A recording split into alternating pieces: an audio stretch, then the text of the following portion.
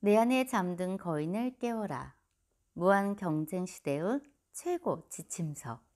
앤서니 라빈스 지음. 진정한 성공과 탁월함을 열망하는 이들에게 바친다. 경이로운 인생 코치 앤서니 라빈스의 강렬한 메시지. 오늘은 1부에서 거인이여 깨어나라. 내 안에 거인을 깨어나기 위해서 5장. 지금 당장 변화하라. 지금 당장 변화하라. 나는 아주 오래전부터 많은 사람의 인생을 변화시킬 수 있는 능력을 갖췄으면 하고 바랬다. 그리고 다른 사람을 변화시키려면 나 자신이 먼저 변해야 한다는 것을 아주 어릴 적부터 본능적으로 깨닫고 있었다. 그래서 중학교 때부터 많은 책을 읽고 카세트 테이프를 들었다. 그리고 인간의 행동과 감정을 변화시킬 수 있는 기초 지식을 혼자 힘으로 터득했다. 물론 내 삶의 어떤 점을 개선하고 싶었다. 예를 들면 나 자신에게 동기를 부여하기, 일을 끝까지 마치는 능력을 키우기, 원하는 것을 행동으로 옮기기, 인생을 즐기는 방법 배우기, 다른 사람들과 친밀하게 지내는 방법 배우기 등이었다. 이유는 잘 모르겠지만 다른 사람의 삶을 발전시킨 뒤 그들로부터 고맙다는 말을 듣는 게 즐거웠다. 그래서 고등학교 때 친구들은 나를 해결사라고 불렀다. 친구들은 문제가 있으면 나를 찾아왔고 나는 그런 내 모습이 매우 자랑스럽게 느껴졌다. 더 많이 배우면 배울수록 그런 일에 점점 더 몰두하게 되었다. 무엇이 인간의 감정과 행동에 영향을 미치는가에 대한 연구가 나를 사로잡았다. 속도법을 배워서 질칠 줄 모르고 많은 책을 빠르게 읽어댔다. 단 몇 해 동안에 인간 개발, 심리학, 동기부여, 신체 향상에 대한 책을 거의 700권 가까이 읽었다. 나는 삶의 질을 향상시킬 수 있는 모든 방법을 배우고 싶었다. 그렇게 배운 것을 나 자신과 이웃을 위해 즉각적으로 활용했다. 나는 열광적으로 동기부여에 관한 강의 테이프를 들었다. 다양한 인간 개발 세미나에 참석하려고 돈을 모으기도 했다. 그렇지만 얼마 안 가서 책이나 테이프가 거의 비슷한 메시지를 전한다는 느낌을 받았다. 그래서 어느 정도 실증이 나기 시작했다. 갓 20살이 되었을 때였다. 나는 사람들의 인생 방식을 정광성화처럼 바꿀 수 있는 간단한 게슈탈트 심리치료법과 에릭슨의 체면술, 신경 언어 프로그램 같은 기술들을 알게 되었다. 예전에는 사람을 변화시키려면 수개월에서 수십 년까지 걸렸다. 그러나 이 기술을 사용하면 단 몇 분 만에 변화시킬 수 있다는 것을 알았다. 나는 이 기술의 전도사가 되다시피 했다. 나는 이 기술을 완전히 내 것으로 만들겠다고 결심했다. 그리고 기술을 배우자마자 바로 활용했다. NLP 교육에 참가했던 처음 한 주일을 절대로 잊지 못할 것이다. 그때 통상적인 심리치료법으로는 5년 이상 걸리던 것을 1시간 안에 치료하는 공포증 치료법 같은 것을 배웠다. 닷새 후 나는 함께 수강하던 심리치료사와 정신과 의사들에게 자, 여러분, 우리 나가서 공포증 환자를 찾아 치료해 줍시다 하고 외쳤다. 그러자 모두 나를 미친놈처럼 쳐다보면서 내가 아직 교육을 다 받지 않았다는 사실을 지적했다. 그들은 내게 6개월의 교육을 마친 후 실습 기간을 거쳐야 한다고 했다. 그 실습이 성공적으로 끝나야만 비로소 이 기술을 사용할 수 있다고 알려주었다. 하지만 나는 더 기다릴 필요가 없었다. 그래서 먼저 캐나다에서 나중에는 미국 전역의 라디오와 텔레비전 방송에 출연하면서 경력을 쌓아가기 시작했다. 방송할 때마다 나는 새로운 기술에 대해 얘기했다. 삶을 변화시키고 싶으면 단 몇 분이면 된다고 강조했다.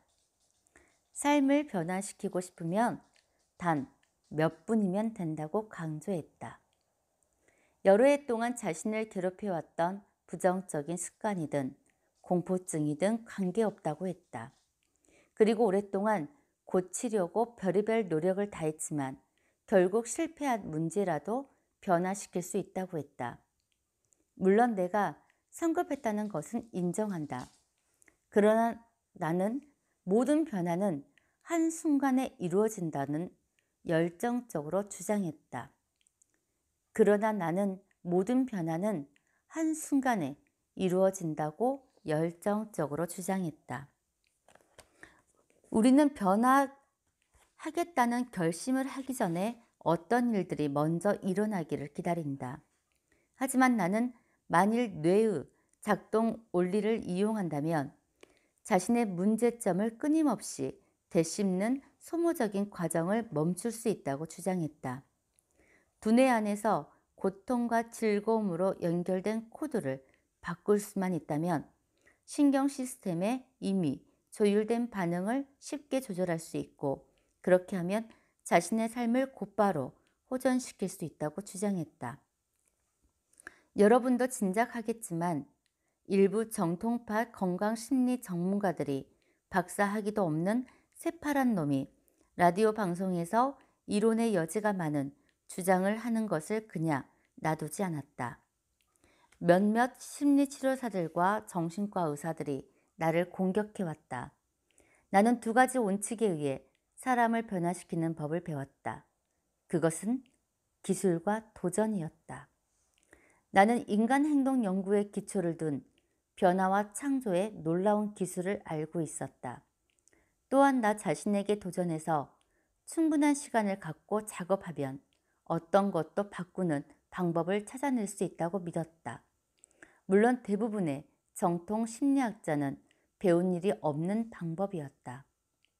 어떤 정신과 의사는 내가 헛된 주장을 하는 돌팔이에다 거짓말쟁이라고 했다. 나는 그 사람이 오랫동안 치료했지만 변화시키지 못했던 환자 한 사람을 치료하게 해달라고 요청했다. 그것은 매우 위험한 행동이었다. 처음에 그 정신과 의사는 내 요구에 응하지 않았다. 그러나 나는 약간의 지렛대를 활용해서 마침내 그가 자신의 환자를 내 무료 행사에 참석하게 했다. 나는 그 환자가 무려 7년 이상이나 치료받고 있던 공포증을 15분 만에 깨끗이 씻어냈다. 정신과 의사는 깜짝 놀랐다. 내 주장을 증명하는 것은 대단히 중요한 성과였다. 여러분은 이 사건을 통해 내 일에 대한 확신과 신념의 근거를 얼마나 강화하게 되었는지 상상할 수 있겠는가? 나는 뜨겁게 타올라 폭풍처럼 전국을 돌면서 이런 변화가 얼마나 빨리 올 수 있는지 보여주었다. 내가 어디를 가든 사람들은 일단 내 얘기에 회의적이었다. 그러나 구체적인 결과를 보여주면 사람들은 내 얘기에 관심을 둘 뿐만 아니라 기꺼이 실천하려고 했다. 왜 사람들은 변화에 그렇게 오랜 시간이 걸린다고 생각할까? 아마 변화하려고 노력은 계속했지만 결국 실패했기 때문일 것이다.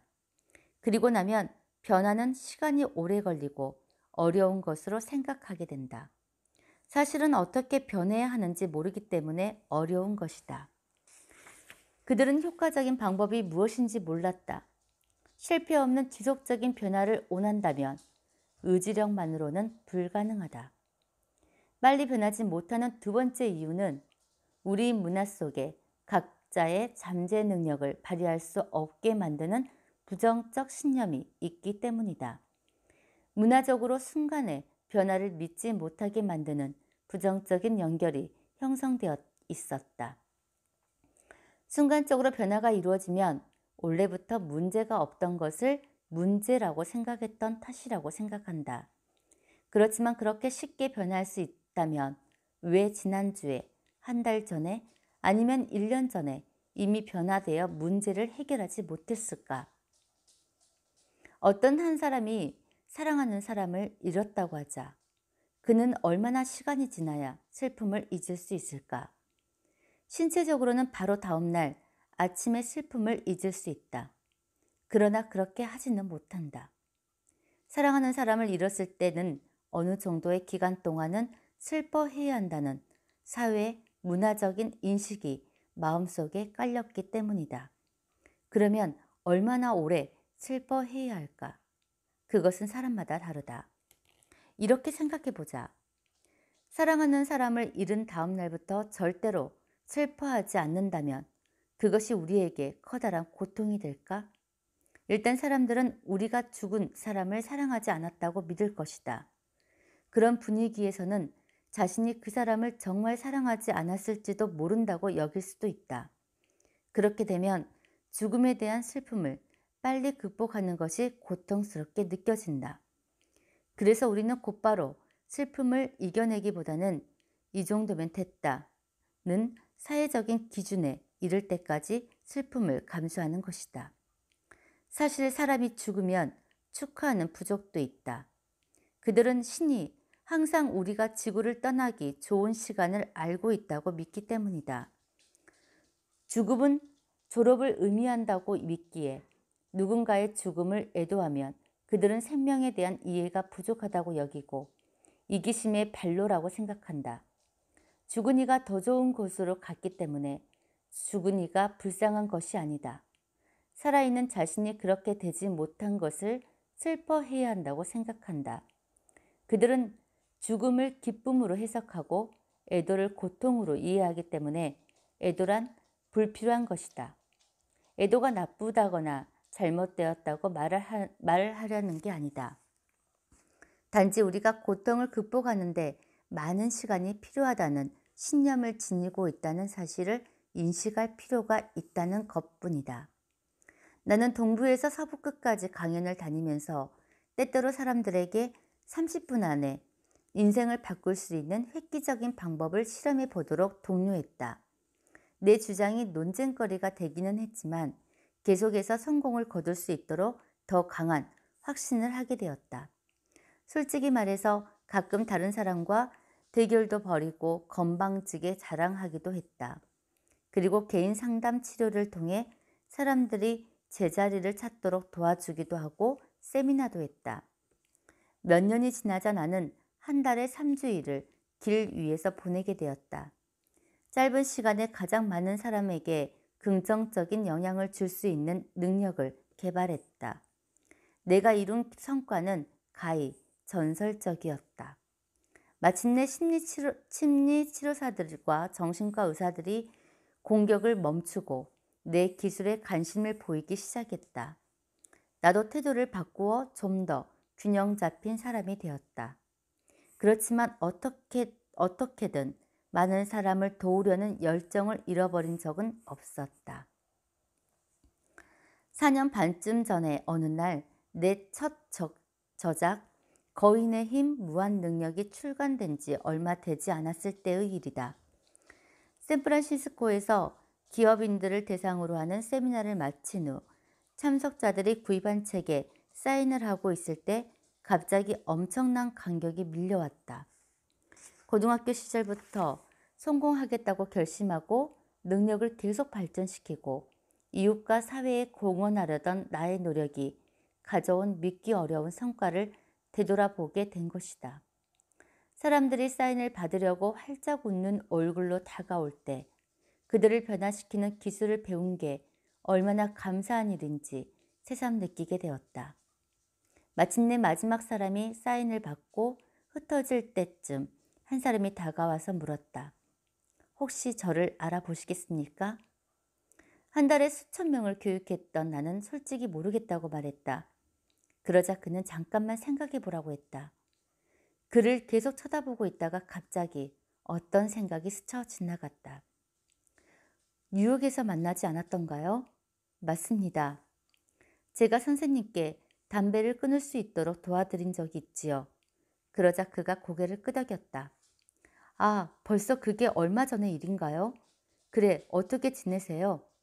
그러자 그는 주머니에서 말보로 담배를 꺼내면서 내게 손가락질을 했다. 당신은 실패했어요. 그는 이렇게 말하면서 내가 자기를 효과적으로 변화시키지 못했다고 비난했다. 그 순간 나는 솔직히 어쩔 줄 몰랐다. 결국 나는 자신만의 절대적인 의지와 생각만으로 나 자신과 이웃 사람에게 도전해 왔던 것이었다. 비처럼 빠르고 효과적인 변화를 일으키려고 무작정 달려왔던 것이다. 내 치료가 효과가 없었다고 비난받으면서 나는 무엇이 잘못되었는지 생각했다. 내 능력을 벗어난 일을 벌였던가? 기쁜 생각에 빠진 채 나는 자신에게 더 많은 질문을 했다. 이 상황에서 무엇을 배울 수 있을까? 지금 여기에서 일어난 일의 본질은 무엇일까? 나는 그가 치료가 끝나고 1, 2주 뒤에 다시 담배를 피우기 시작했을 거라고 생각하면서 물었다.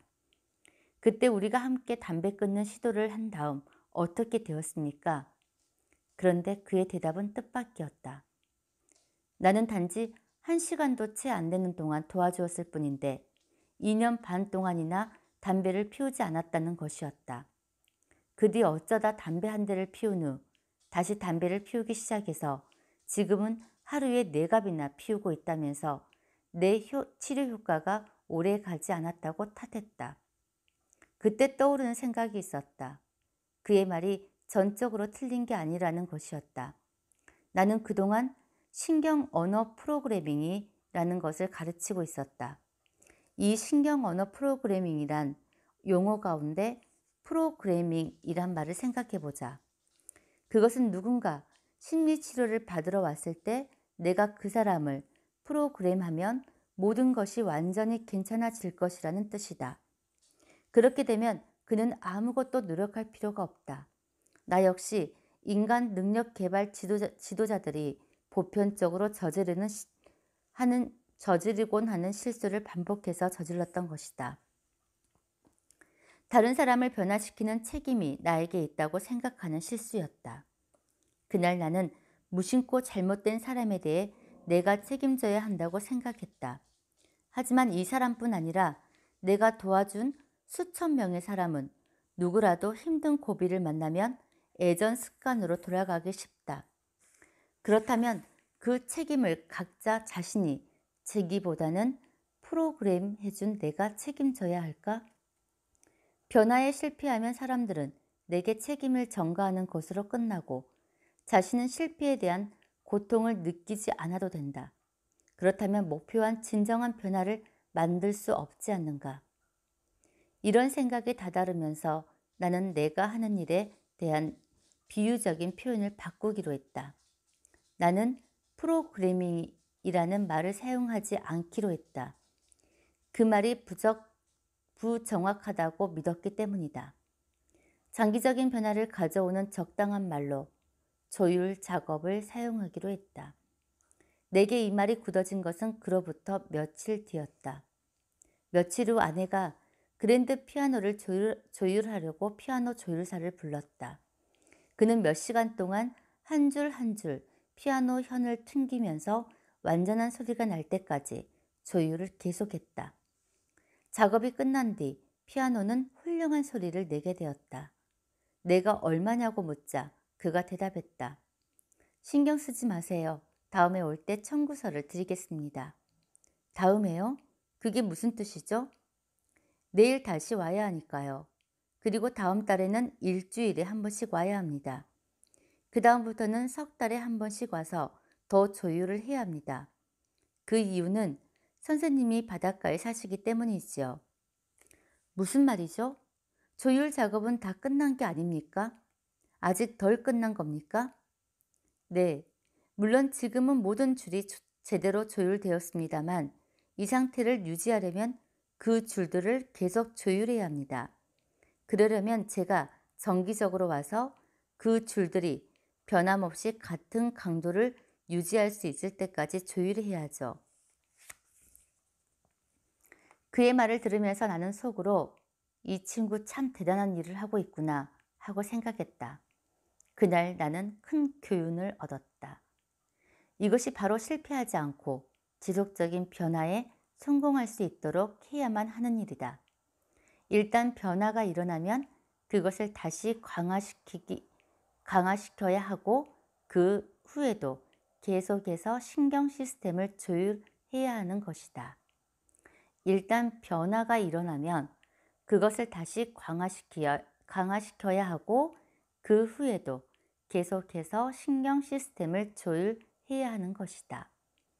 일단 변화가 일어나면 그것을 다시 강화시켜야 하고 그 후에도 계속해서 신경 시스템을 조율해야 하는 것이다. 에어로빅 강좌에 겨우 한 번 갔다 오고 나서 난 이제 완벽한 몸매를 갖게 되었어. 아마 평생 건강할 거야. 라고 말하는 사람은 없을 것이다. 감정과 행동의 변화도 마찬가지다. 우리는 성공, 사랑, 두려움 극복을 위해서 자기 자신을 조율해야 한다. 그런 조율 작업을 통해 평생 유지할 수 있는 습관의 패턴을 개발할 수 있다. 고통과 즐거움이 행동을 만들어내며 행동을 변화시킬 수 있는 사실을 기억해야 한다. 조율을 위해서 우리는 고통과 즐거움을 활용하는 방법을 알아야 한다. 다음 장에서 우리는 변화를 이끌어내기 위한 내가 개발한 새로운 과학을 공부할 것이다. 나는 그것을 신경 연상 회로 조율 작업이라고 부른다. NAC는 꾸준한 노력이나 의지력을 사용하지 않고도 지속적으로 성공적인 삶을 사는 방법이다. 우리의 신경 시스템에다 원하는 행동을 즐거움에 연결하고 피하고 싶은 행동을 고통에 연결하는 단계별 과정이다. 우리의 감정과 행동을 결정하는 신경회로에 연결해서 조율하는 것은 바로 느낌이라는 것을 기억하라. 신경체계를 제어할 수 있으면 스스로 자신의 인생을 제어할 수 있다. 이 장에서는 그동안 소망해왔던 결과를 얻기 위해 행동을 조절하는 신경체계 조율 방법에 대해서 배우게 될 것이다. 이 장에서는 변화를 일으킨 후 그것을 계속 유지하는 기술을 가르치려는 것이다. 사물이 변하는 것이 아니다. 우리가 변하는 것이다. 헨리 데이비드 소로. 누구나 살아가면서 변화하고 싶어하는 두 가지가 있다. 1. 하나는 사물에 대해 느끼는 감정이고 2. 또 하나는 자신의 행동이다. 어떤 사람이 비극적인 삶을 살았다고 하자. 예를 들어 어렸을 때 학대나 성폭행을 당했거나 사랑하는 사람이 죽었거나 스스로 자부심을 가질 수 없는 삶이었다면 그는 자신이 변화하거나 또는 그 사건에 대한 느낌이 바뀔 때까지 계속 고통을 느끼며 지내게 될 것이다. 어떤 사람이 과식이나 과음 또는 흡연이나 마약을 하고 있다고 하자. 마찬가지로 그들도 반드시 바꿔야만 하는 습관을 가진 것이다. 이것을 바꿀 수 있는 유일한 방법이 있다. 예전의 습관을 고통에 연결하고 새로 얻고자 하는 습관을 즐거움에 연결하는 것이다. 그것은 아주 간단해 보인다. 그러나 영구적으로 지속할 수 있는 진정한 변화를 원한다면 우리가 배운 변화 기술을 활용할 수 있는 구체적인 시스템을 개발해야 한다. 나는 매일 다양한 과학 분야의 새로운 기술과 기법들을 배우고 있다. 또한 이 일을 시작할 때부터 현재까지 가장 탁월한 NLP와 에릭슨 기법들을 활용하고 있다. 나는 지금도 NAC 기법의 6가지 기본 단계 안에서 이 기술들을 활용하고 있다. 나는 모든 변화 기법들을 이용해 NAC를 고안했다. NAC는 오랫동안 지속될 변화를 만들어내는 일련의 기술들을 단계별로 제공하고 있다. 내가 일장에서 장기적 변화의 가장 중요한 요소는 신념의 변화라고 설명한 것을 기억할 것이다. 즉시 변화하고자 할 때 필요한 첫 번째 신념은 바로 지금 당장 변화할 수 있다는 신념이다. 다시 말하지만 사람들은 대부분 무의식적으로 즉각적인 변화가 힘든 일이라고 생각한다. 한편으로는 빠르게 변화를 원하면서도 또 다른 한편으로는 그렇게 빠르게 변화할 수 있는 것이라면 원래 문제가 없었던 것일지도 모른다고 생각한다. 혹은 가짜로 그렇게 보였거나 단지 게으름 때문에 그랬을지도 모른다고 여긴다. 우리는 순간적으로 변할 수 있다는 신념을 가져야 한다. 우리는 순간적으로 변할 수 있다는 신념을 가져야 한다. 갑자기 어떤 문제에 직면하게 되면 해결 방안도 갑자기 이루어질 수 있어야 한다. 우리는 사람들이 순식간에 변화한다는 것을 알고 있지 않는가? 변화가 일어나는 것은 순간이다. 변화가 일어나는 것은 순간이다. 변화가 일어나는 것은 순간이다. 그 순간이 바로 지금이라고 생각하는 것은 어떤가? 그 순간이 바로 지금이라고 생각하는 것은 어떤가? 흔히 사람들은 변하기 위해 준비 시간을 많이 갖는다. 여러분은 다음과 같은 농담을 들은 적이 있을 것이다. 질문. 정신과 의사들 가운데 종구를 갈아 끼울 수 있는 사람이 과연 몇 명이나 될까? 대답. 단 한 사람뿐일 거야. 그런데 매우 비싸겠지. 시간도 한참 걸린 데다가 종구 자신도 갈아 끼워지는 것을 원해야 하니까. 진정한 변화를 위해서는 스스로 변할 준비가 되어 있어야 한다. 진정한 변화를 위해서는 스스로 변화할 준비가 되어 있어야 한다. 스스로 자신의 상담사가 되어야 하고 인생을 통제할 수 있어야 한다. 장기적인 변화를 이루고자 할 때 필요한 두 번째 신념은 자신의 변화는 스스로 책임져야 한다는 것이다. 장기적인 변화를 이루고자 할 때 필요한 두 번째 신념은 자신의 변화는 스스로 책임져야 한다는 것이다. 장기적으로도 효과적인 변화를 원한다면 다음과 같은 세 가지 구체적인 신념이 필요하다. 1. 바뀌어야 한다는 신념이 있어야 한다. 단순히 바뀌었으면 좋겠다거나 바꾸면 좋겠다는 정도가 아니라 반드시 바꾸겠다는 각오가 있어야 한다. 가끔 사람들은 이렇게 말한다. 체중이 좀 줄여야 하는데 오늘 할 일을 내일로 미루는 것은 나쁜 습관이야. 인간관계가 좀 더 좋아져야 하는데 등등. 그러나 그렇게 생각해서는 인생이 절대 바꿀 수 없다. 반드시 변화하겠다고 굳게 각오할 때만 자신의 삶을 발전시키는데 필요한 작업을 시작하게 된다. 2. 반드시 내가 바꾸겠다는 신념이 있어야 한다. 자기 자신을 변화의 온천으로 삼아야 한다. 그렇지 않으면 항상 누군가 자신을 변화시켜줄 사람을 찾게 된다. 혹시 변화가 이루어지지 않으면 다른 사람에게 책임을 전가하게 된다. 지속적인 변화를 원한다면 자신이 변화의 주체가 되어야 한다. 3. 나는 변할 수 있다는 신념을 있어야 한다. 나는 변화할 수 있다는 신념이 있어야 한다. 할 수 있다는 신념이 없으면 소망을 끝까지 이룰 가능성은 없다.